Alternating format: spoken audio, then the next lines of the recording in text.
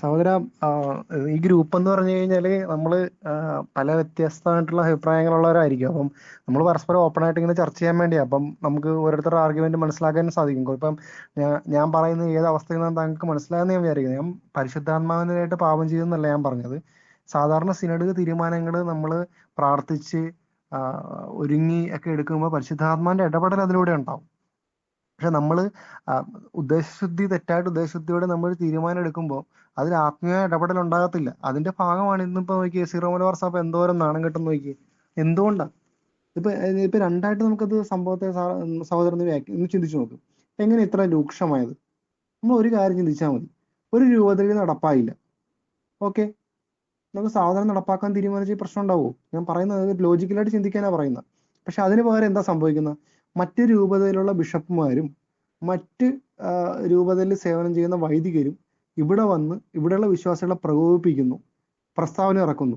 Okay, നമ്മൾ reasonable ആയിട്ട് ചിന്തിക്കണം. ഇപ്പൊ ഒരു സ്ഥലത്ത് ഞാൻ ഒരു കാര്യം ഇപ്പം ഒരു ഇന്ത്യ ഗവൺമെന്റ് ഒരു കാര്യം തീരുമാനിച്ചു, ഒരു സംസ്ഥാനം ശക്തമായിട്ട് എതിർക്കുന്നു. അപ്പൊ ബാക്കിയുള്ള സംസ്ഥാന മുഖ്യമന്ത്രിയും കൂടെ ആ സംസ്ഥാനത്തെ ആക്രമിക്കാൻ പോണതിൽ എന്താ അർത്ഥമുള്ളത്? ഇവിടെ സംഭവിച്ചത് എന്താ? ഇവിടെ ഒരു അതിരൂപതയിലെ 99% ജനങ്ങളും ഈ തീരുമാനത്തിന് എതിർക്കുന്നു, വിശ്വാസികളും എതിർക്കുന്നു.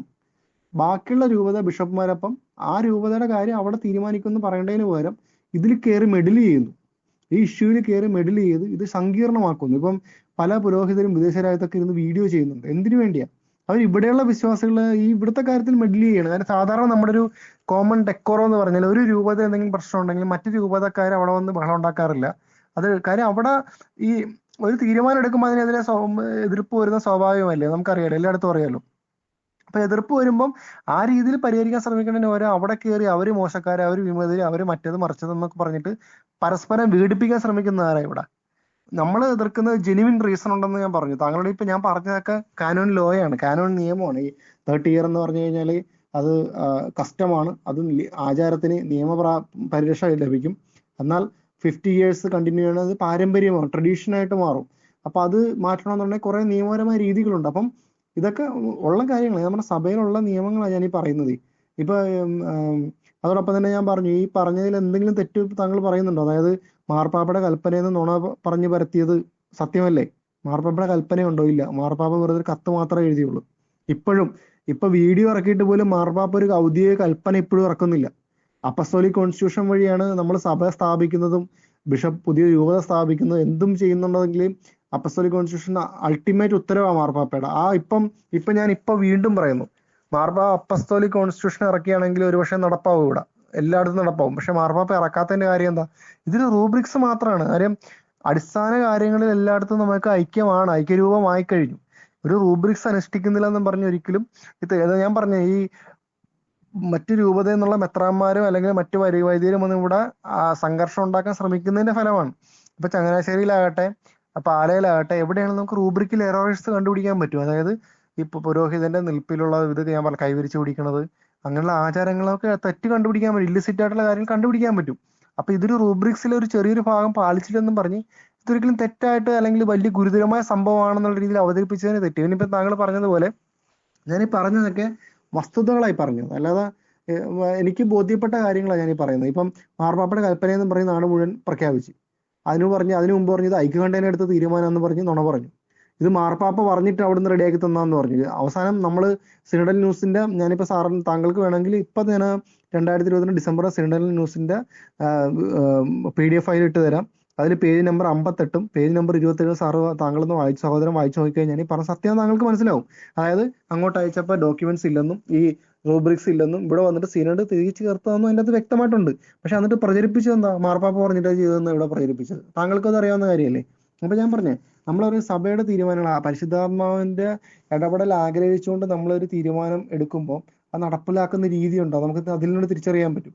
അപ്പൊ ഇതിൽ തന്നെ ഈ റൂബ്രിക്സ് ഞാൻ പറഞ്ഞതുപോലെ ഇങ്ങനെ തിരികെ കയറ്റി ഓൺലൈൻ സിനഡ് കൂടി ഇതൊക്കെ പ്രൊസീജിയർ എററാണ്. ഞാനിപ്പോ ഒരു കാര്യം നടപ്പിലാക്കണമെന്ന് വാദിക്കുമ്പോൾ ഞാനത് നടപ്പിലാക്കേണ്ട രീതി നടപ്പിലാക്കണ്ടേ? അപ്പൊ നമുക്ക് അതിലും തിരിച്ചറിയാൻ പറ്റത്തില്ല അതിൽ കപടത. പിന്നെ ഒരു രൂപത ഒരു വ്യക്തിയായിരിക്കും സഹോദര ഒരു കാര്യത്തിന് നമ്മൾ നിമിത്തമാകുന്നത്. ഇപ്പൊ നമുക്കറിയാം പഴയ നിയമത്തില് സൂസന്നെ കളത്തിലോട്ട് നയിക്കുന്ന ഒരു രംഗമുണ്ട്. അന്ന് നിയമപണ്ഡിതർ അവിടെയുണ്ട്, ന്യായാധിപന്മാർ അവിടെയുണ്ട്.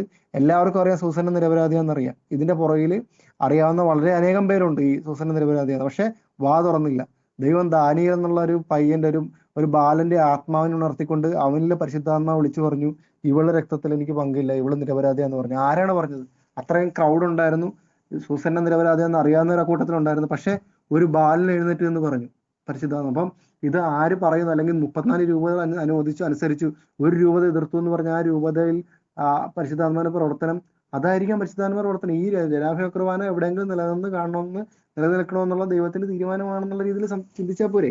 ഇവിടെ ഞങ്ങൾ ആരും അത് എറണാകുളത്തിന്റെ പ്രത്യേകത എന്താ? ഞങ്ങൾ ആരും ഈ ജനാഭിയ കുർബാന എല്ലാ രൂപതയിലും അടിച്ചാപ്പിക്കണമെന്ന് ഞങ്ങൾ പറയുന്നില്ലല്ലോ. അതാണ് നമ്മൾ വിവേചനം, നമ്മൾ പറയില്ല, വിവേചനത്തോടെ നമ്മൾ തിരിച്ചറിയുമ്പോൾ എറണാകുളംകാരും എല്ലായിടത്തും പോയി ജനാഭിയ കുർബാന നടപ്പിലാക്കണമെന്ന് ഞങ്ങൾ പറയാറുണ്ടോ? ഇല്ല. ഞങ്ങൾ ഞങ്ങളുടെ അതിരൂപതയെ മാത്രം ജനാഭിയ കുർബാന മതി എന്ന് പറഞ്ഞു. ചങ്ങനാശ്ശേരി കിഴക്കോട്ടിരിഞ്ഞ് അർപ്പിച്ചോ, ഞങ്ങൾക്ക് വിരോധമില്ല. അതിലാണ് ഞാൻ പറഞ്ഞത് വിവേചനവും വിവേകവും കാണണമെന്ന് പറയുന്നത്. ഇപ്പം മറ്റു രൂപതകളിൽ ചെന്നിട്ട് അവിടെ ചെന്നിട്ട് ആ രീതി ചെല്ലണം ഈ രീതി ചെല്ലണം ഞങ്ങൾ പറയുന്നില്ല.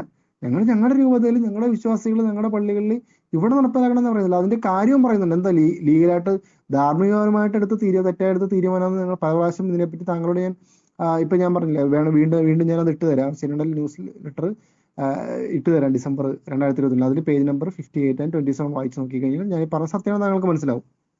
അപ്പം നമ്മൾ ചിന്തിക്കേണ്ടതാണ് അത്. ഞാൻ ഇത് ഓൺ ദ സ്പോട്ട്, അതായത് ആരംഭത്തിൽ തന്നെ ഇപ്പൊ നമ്മളൊരു കാര്യം പറഞ്ഞു കഴിഞ്ഞാൽ, നമ്മളൊരു സങ്കീർണത, എന്തെങ്കിലും ഒരു മാത്തമാറ്റിക്കൽ പ്രോബ്ലം ആയിക്കോട്ടെ, അല്ലെങ്കിൽ ഒരു സിനാരിയോ നമ്മൾ സങ്കീർണമായിട്ട് അതൊക്കെ പരിഹരിക്കാൻ നമ്മൾ ഇതിലോട്ട് പോകും, നമ്മൾ സോഴ്സിൽ പോകും. ഇതെവിടെ തുടങ്ങിയോ അവിടെ മുതൽ പരിഹരിക്കാൻ നോക്കും. ഇത് ഡിസിഷൻ മേക്കിംഗ് തന്നെ ഈ നിയമം ലംഘിച്ചും ധാർമ്മിക നിയമങ്ങളും സഭയുടെ നിയമങ്ങളൊക്കെ ലംഘിച്ചിട്ട് ഡിസിഷൻ മേക്കിംഗ് തന്നെ നടന്നത്. അപ്പൊ തന്നെ ഇന്റൻഷൻ അറിയാം. ആ പരിശുദ്ധാത്മാവിനോട് കൂടിയാലോചന നടത്തി ആത്മീയമായിട്ട് ഉണർന്ന് ആത്മീയമായിട്ട് ഒരുങ്ങിയെടുത്ത തീരുമാനം നമുക്ക് അതിൽ നിന്ന് മനസ്സിലാക്കാം. അപ്പൊ ആ വില നമ്മളത് കൊടുക്കുന്നുണ്ടെന്നാണ് പറയാൻ ഉദ്ദേശിച്ചത്. അപ്പം ഒരു രൂപതയിൽ ചിലപ്പോൾ ഒരു ഇടവകയായിരിക്കാം നിമിത്തമായിട്ട് മാറുന്നത്. ഇപ്പൊ താങ്കൾക്കറിയാവോ, 2ാം വത്തിക്കാൻ കൗൺസിൽ വിളിച്ചു ചേർക്കാൻ നമുക്കറിയാം ഏറ്റവും വലിയ എക്യുമെനിക്കൽ കൗൺസിലാണ് 2nd വത്തിക്കാൻ കൗൺസിൽ. അത്ര വർഷം 62 തുടങ്ങി 65 തീർന്നതാണ്. ഇതിന് നിമിത്തമായത് ആരാണ്? 1895 ഒരു സിസ്റ്റർ എലേന ഗുവേര എന്നുള്ള ഒരു സന്യാസിനിയാണ്, സാധാ സന്യാസിനി മാർപ്പാപ്പയ്ക്ക് കത്തെഴുതിയിട്ട് പറഞ്ഞത്, ആദിമ സഭാ ചരിത്രത്തിലെ ആദിമ സഭയിലേക്ക്, ആ കാലഘട്ടത്തിലേക്ക് വീണ്ടും സഭയെ കൂട്ടിക്കൊണ്ടു പോകണമെന്നും പരിശുദ്ധാത്മാവിന്റെ ഇടപെടലിനായിട്ട് നമ്മുടെ സഭയെ സ്വീകരിക്കാൻ വീണ്ടും ഒരുക്കണമെന്നും പരിശുദ്ധാത്മാവിനെ കുറിച്ച് പഠിപ്പിക്കണമെന്നും പരിശുദ്ധാത്മാവിന്റെ ആ ഒരു ആദിമസഭയിലെ പ്രവർത്തനം പോലെ വീണ്ടും ആ പ്രവർത്തനം നടത്താൻ പരിശുദ്ധാത്മാവ് ആഗ്രഹത്തോടെ കാത്തിരിക്കുന്നുണ്ടെന്നും നമ്മളെ വീണ്ടും ആ ഒരു സെഹ്യോൻ മാളിക അനുഭവത്തിലേക്ക് വിശ്വാസത്തെ കൂട്ടിക്കൊണ്ടുപോകണമെന്ന് പറഞ്ഞതിന്റെ തുടക്കമാണ്. അന്ന് ആരംഭിച്ചതിന്റെ പ്രൊസീജിയറിന്റെ ഫലമാണ് 2ാം വത്തിക്കാൻ കൗൺസിൽ വന്നത്. 2ാം വത്തിക്കാൻ കൗൺസിൽ വന്നോടെയല്ലേ ആത്മാവിന്റെ രാജപൗരത്തെ കുറിച്ചൊക്കെ ധാരണ വന്നതും ഈ കുർബാനകളൊക്കെ നമ്മുടെ ഭാഷയിലോട്ട് മാറ്റിയതും നമുക്ക് മനസ്സിലാവുന്ന രീതി സ്വർഗസ്നേഹിതാവ് എന്നൊക്കെ ചൊല്ലി പ്രാർത്ഥിക്കാനുള്ള ഒരു അനുഗ്രഹം കിട്ടിയതൊക്കെ 2ാം വത്തിക്കാൻ കൗൺസിൽ വഴിയാണ്. അപ്പൊ അതിന് നിമിത്തമായതാരാ? ഒരു മാർപ്പാപ്പയ്ക്ക് ഒരു സിസ്റ്റർ അയച്ച കത്തുകളാണ്.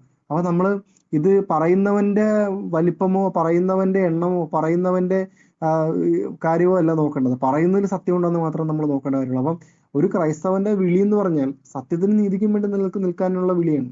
അല്ലാതെ അധികാരവും സഭയോടൊപ്പം നിൽക്കുക എന്ന് പറഞ്ഞാൽ സത്യത്തിനും നീതിക്കൊടൊപ്പം സഭ അല്ലെങ്കിൽ സഭാപിതാവ് അല്ലെങ്കിൽ ഒരു ബിഷപ്പ് സത്യത്തിൽ നിന്ന് നീതിയിൽ നിന്ന് വ്യതിചലിക്കുമ്പോൾ അത് ശരിയല്ലെന്ന് പറയാനുള്ള ഒരു ആത്മീയ അഭിഷേകം നമുക്കുണ്ടോ? അങ്ങനെ പരിശുദ്ധാത്മാവ് അങ്ങനെയാണ്. പരിശുദ്ധാത്മാവ് സത്യത്തിന്റെ ആത്മാവാണ്. നമ്മുടെ ഒരു ബിഷപ്പോ മാർപ്പാപ്പോ പോലും തെറ്റ് ചെയ്താൽ തെറ്റാന്ന് പറയാനുള്ള ഒരു അഭിഷേകമാണ് ദൈവം നമുക്ക് നൽകിയേക്കുന്നത്. ഈശോ നമുക്ക് ചൂണ്ടിക്കാണിച്ചത് അത് തന്നെയാണ്. ഒരാൾ തെറ്റ് ചെയ്താൽ സഹോദര തെറ്റാണെന്നുള്ളത് അത് ചൂണ്ടിക്കാണിക്കാനുള്ള ഒരു വിളി നമുക്കുണ്ട്. അത് ധാർമ്മികതയോടൊപ്പം നിൽക്കാനാണ്, സത്യത്തിനോടൊപ്പം നിൽക്കാനുള്ള വിളിയാണ് ഓരോ ക്രൈസ്തവനുള്ളത്. അതുകൊണ്ടാണ് നമ്മള് ഏത് കുടുംബ ബന്ധങ്ങളാവട്ടെ എന്താവട്ടെ തെറ്റ് കാണിക്കുമ്പോൾ തെറ്റാണ് എന്ന് പറഞ്ഞാലുള്ള ഒരു മനോഭാവം നമുക്ക് ഉണ്ടാകണം. അത് നമുക്കറിയാം, ചുമ്മാ തെറ്റ് ചൂണ്ടിക്കാണിക്കാൻ മാത്രം ഇരിക്കരുത്, തിരുത്തി മുന്നോട്ട് പോകാൻ കൂടെ വേണ്ടിയായിരിക്കണം ഇത് പറയണത്. ഇപ്പം എറണാകുളം അതുപോലെ ജനാഭിയ കുർബാനയ്ക്കായിട്ട് നിൽക്കുന്നതിന്റെ കാര്യം തന്നെ ഇത് ഒരു അനുഭവം, ഒരു അർപ്പണ രീതിയാണ് ഇത്. ഇപ്പൊ താങ്കൾ പറഞ്ഞ പാരമ്പര്യം എന്ന് പറയുന്നുണ്ട്. ഇപ്പൊ താങ്കൾ വളരെ മനോഹരമായിട്ട് പാരമ്പര്യം, മാതാമാസ്രാണി പാരമ്പര്യം എന്നൊക്കെ പറഞ്ഞു. ഈ തിരിച്ച് ഞാനും ചോദിക്കുന്നതാണ്, യഥാർത്ഥ പാരമ്പര്യം ഏതാണ്? കേരള സഭയുടെ അല്ലെങ്കിൽ ഇപ്പൊ സീറോ മലബാർ സഭ എന്ന് പറയപ്പെടുന്ന, ഇപ്പൊ താങ്കൾ മാർത്തോമാസ്രാണി സമൂഹം എന്ന് പറഞ്ഞു, ഞാൻ അങ്ങനെ അവശേഷിപ്പിക്കുന്നില്ല. ഞാൻ ആദിമ ക്രൈസ്തവർ എന്ന് ഞാൻ വിശേഷിപ്പിക്കുന്നു. കേരളത്തിലുള്ള ആദിമ ക്രൈസ്തവ സമൂഹം, അത് വിശുദ്ധ തോമാസ് ലിഹായാൽ മാമോദിസ സ്വീകരിക്കപ്പെട്ടവരുടെ പിന്തുടർച്ചക്കാരും അവരിൽ നിന്ന് മാമോദിസ സ്വീകരിച്ചവരൊക്കെ ചേർന്നൊരു സമൂഹമാണ്, ഒരു കൂട്ടായ്മയാണ്. അപ്പൊ കേരളത്തിലുള്ള ആദിമ ക്രൈസ്തവ ചൈതന്യം എന്ന് പറഞ്ഞാൽ ഈ കൽതായ പാരമ്പര്യം അല്ലായിരുന്നു. കൽതായ പാരമ്പര്യം AD 400 ശേഷം മിഷണറിമാർ ഇവിടെ കൊണ്ട് തന്നാണ്. അവരെ കൽതായ മിഷണറിമാര് ബിഷപ്പുമാര് വഴി വന്ന് നമുക്ക് ലഭിച്ചാണ് കൽതായ ആരാധനക്രമം. ഈ കൽദാരാധന ക്രമത്തിൽ ചർച്ച് ഓഫ് ദി ഈസ്റ്റ്, അന്ന് കൽദായ സഭയിലെ ചർച്ച് ഓഫ് ദി ഈസ്റ്റ് ആയിരുന്നു, അതായത് പൗരസ്ത്യ സുറിയാനി സഭ എന്ന് അറിയപ്പെട്ടിരുന്നത്. അവരുടെ കുർബാനയിൽ ഈ പറഞ്ഞ പോലെ കുദാശ വാചനങ്ങളൊന്നും ഇല്ലായിരുന്നു, സ്ഥാപനവാക്യങ്ങളൊന്നും ഇല്ലായിരുന്നു. അവരുടെ കുർബാനയിൽ ഇതിന്റെ ശരീരമോ ഇതിന്റെ രക്തമോ എന്നുള്ള പ്രാർത്ഥനകളൊന്നും ഇല്ലായിരുന്നു. മറിയത്തെ ദൈവമാതാവായിട്ട് അവർ വിളിക്കുന്നില്ലായിരുന്നു. ഇതൊക്കെ അവരുടെ കുർബാനയുടെ കുഴപ്പങ്ങളായിരുന്നു. പോർച്ചുഗീസുകാർ വന്നിട്ട് ഇത് കണ്ടുപിടിച്ചിട്ടാണ് നമുക്ക് ഈ കുർബാന ഇന്ന് ആധുനിക രീതിയിലുള്ള കുർബാന നമുക്ക് വന്നത്. അപ്പം നമ്മൾ അത് താങ്കൾ മനസ്സിലാക്കുക. പിന്നെ ഈ പൗരസ്ത്യ സുറിയാനി ആരാധനക്രമം നമ്മളിപ്പോ പറയുന്ന സീറോ മലബാറിന്റെ ആരാധനക്രമത്തിൽ നമ്മൾ ഉപയോഗിക്കുന്ന പൗരസ്ത്യ ആരാധനക്രമത്തിൽ പ്രധാനമായിട്ട് ഉപയോഗിക്കുന്ന മാർ മാറിയുടെ അനാഫറയാണ്. ഇത് ഉപയോഗിക്കുന്ന വേറൊരു സഭ കൽദയ കത്തോലിക്ക സഭയാണ്. അതായത് സീറോ മലബാർ സഭയിലോട്ട് ഈ ആരാധനക്രമം ലഭിക്കുന്നതിന് മുമ്പ് ഉണ്ടായിരുന്ന സഭയുടെ കത്തോലിക്ക വിഭാഗമാണ് കൽദയ കത്തോലിക്ക സഭ. അവർ രണ്ട് സ്പ്ലിറ്റ് ആയിട്ട് ഒരു വിഭാഗം കത്തോലിക്ക കൂട്ടായ്മയിലേക്ക് വന്നപ്പോഴാണ് കൽദയ കത്തോലിക്ക സഭ. അപ്പൊ സീറോ മലബാർ സഭ കത്തോലിക്ക കൂട്ടായ്മയ്ക്ക് വരുമ്പോൾ കൽദയ കത്തോലിക്ക സഭയുണ്ട്. ഈ കൽദയ കത്തോലിക്ക സഭയിൽ അവര് ഈ രണ്ടാം വത്തിക്കാൻ കൗൺസിലിന്റെ റിഫോം സ്വീകരിച്ചുകൊണ്ട് അവര് പ്രധാന ഭാഗങ്ങൾ ഞാൻ പറഞ്ഞത് കൂദാശവചനങ്ങൾ, അതായത് അനാഫറ കൂദാശവചനങ്ങൾ, റൂഹാക്ഷണ പ്രാർത്ഥന, ഇതൊക്കെ ജനാഭിമുഖമായി. താങ്കൾ കൽദയ കത്തോലിക്ക സഭയുടെ കുർബാന ഒന്ന് പങ്കെടുത്ത് നോക്കുക, അത് ഓൺലൈനിൽ അവൈലബിൾ ആണ്.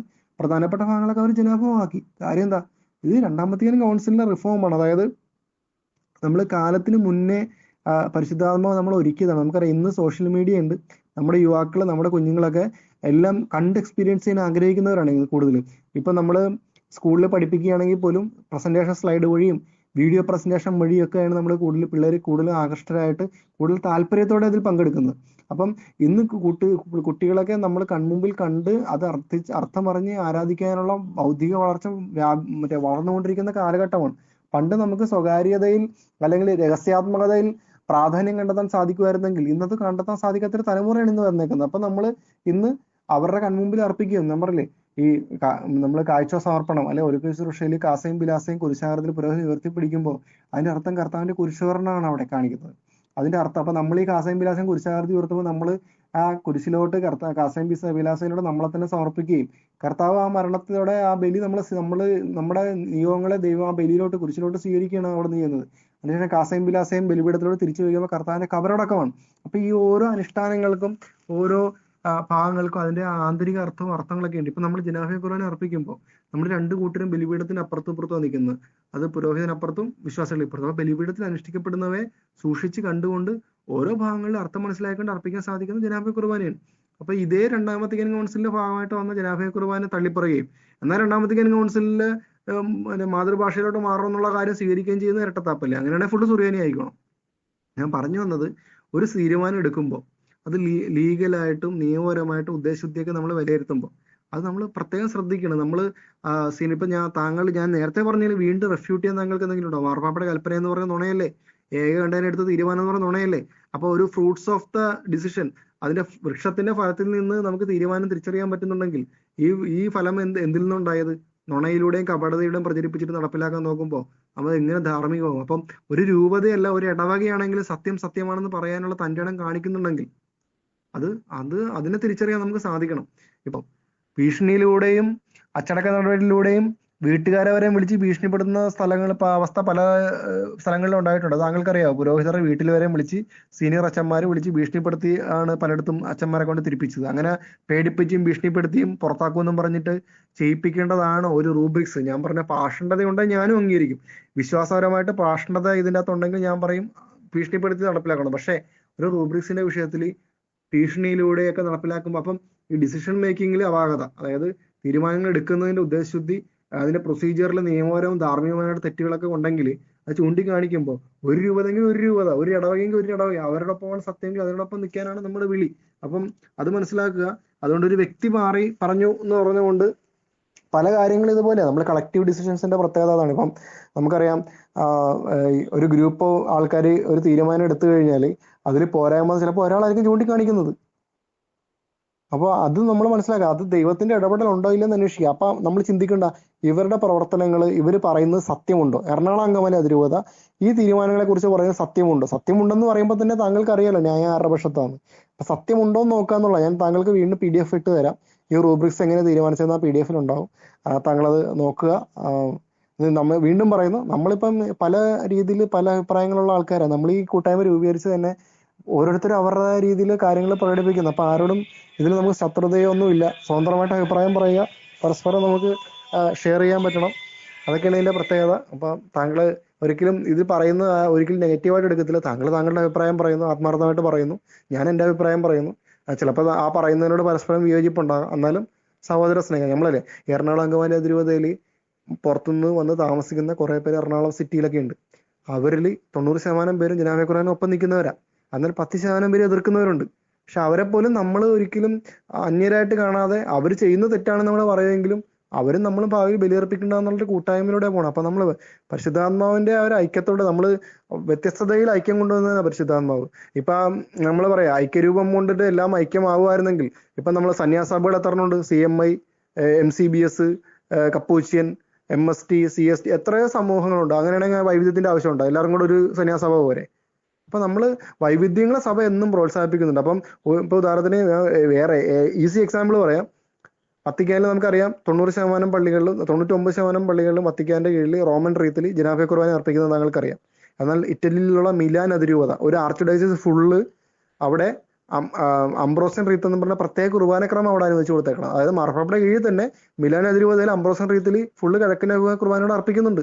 അപ്പൊ വൈവിധ്യങ്ങൾ എപ്പോഴും സഭ പ്രോത്സാഹിപ്പിക്കുക, അതിൽ നന്മകളെ തിരിച്ചറിയുക. ഒരു ഇടവക സമൂഹം എന്തോരം നമ്മളൊന്ന് ആലോചിച്ച് നോക്കി, എത്ര സഹനങ്ങളിലൂടെയാണ് ഈ വൈദികരും ഈ അൽമാരും ഈ ഒരു കാര്യത്തിന് വേണ്ടി മുന്നോട്ട് പോകുന്നത്. എന്തെങ്കിലും ഭൗതിക നേട്ടങ്ങൾക്കാണോ? അല്ല, ഈ ആത്മീയതമായിട്ടുള്ള കുർബാന അർപ്പണ രീതി നിലനിർത്താൻ വേണ്ടിയുള്ള ഒരു മുന്നോട്ട് പോക്ക്. അപ്പൊ ഈ സഹനം എടുക്കുമ്പോൾ തന്നെ താങ്കൾക്ക് അറിയാലോ. അപ്പൊ വീണ്ടും പറയുന്നു, ഈ പറഞ്ഞത് എന്തെങ്കിലും തെറ്റുണ്ടെങ്കിൽ താങ്കൾ പറഞ്ഞില്ല. ഇപ്പൊ ഞാൻ പറഞ്ഞ പോലെ പ്രൊസീജിയറൽ എറേഴ്സ് എന്ന് പറയാൻ പറ്റത്തില്ല, അധാർമികമായ പ്രവൃത്തി നുണയിലൂടെ അടിച്ചേൽപ്പിക്കുന്നു. ആ ഒരു തീരുമാനം നമ്മൾ ദൈവാത്മാവിനോട് കൂടിയാലോചിച്ചെടുത്തിട്ട് അത് നുണയിലൂടെയും കള്ളത്തരത്തിലൂടെയും ആ തീരുമാനം അടിച്ചേൽപ്പിക്കാൻ ശ്രമിക്കുമ്പോൾ തന്നെ നമുക്കറിയാലോ ആ തീരുമാനം ഏത് ആത്മാവിന്റെ പ്രേരണയിലാണെന്ന്. അപ്പം നുണയിലൂടെ ഐക്യകണ്ഠേന തീരുമാനം എടുത്ത് നുണ പറഞ്ഞു, മാർപ്പാപ്പയുടെ കൽപ്പന കൊണ്ടാണ് ഈ തീരുമാനം എടുത്ത് നുണ പറഞ്ഞു. അങ്ങനെ ഇങ്ങനെ നുണയിലൂടെ ഇങ്ങനെയൊക്കെ കാര്യങ്ങൾ നടപ്പിലാക്കുമ്പോൾ നമുക്ക് തിരിച്ചറിയാൻ പറ്റണം. അപ്പൊ ഒരു വ്യക്തി പറഞ്ഞാൽ, നമ്മുടെ സുസന്നെ കൊലക്കളത്തിലോട്ട് നയിച്ചപ്പോൾ ദാനിയേൽ ചൂണ്ടിക്കാണിച്ചതുപോലെ ഒരു വ്യക്തി പറഞ്ഞാൽ സത്യമുണ്ടെങ്കിൽ അതിനോടൊപ്പം നിൽക്കുവാനും നമുക്കൊരു കടമയുണ്ട്. അപ്പൊ നമുക്കറിയാം താങ്കൾ പറയുന്നതിലും ഈ അനുസരണം എന്ന് പറയുമ്പോൾ എന്ത് അനുസരണം എന്നുകൂടെ നമ്മൾ ചിന്തിക്കണം.